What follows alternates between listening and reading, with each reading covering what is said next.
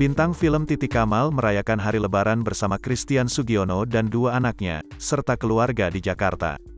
Titi Kamal mengaku tidak mudik ke kampung halaman.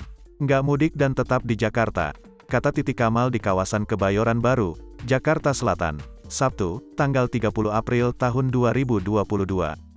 Titi Kamal tidak mudik setelah ada kerabat dekatnya yang tinggal di Singapura datang ke Jakarta. Semua kumpul di Jakarta. Alhamdulillah bisa berkumpul bersama keluarga dalam keadaan sehat, kata Titi Kamal. Biasanya, kalau malam takbiran itu main kembang api sama anak-anak terus makan malam dan ngobrol-ngobrol, lanjutnya.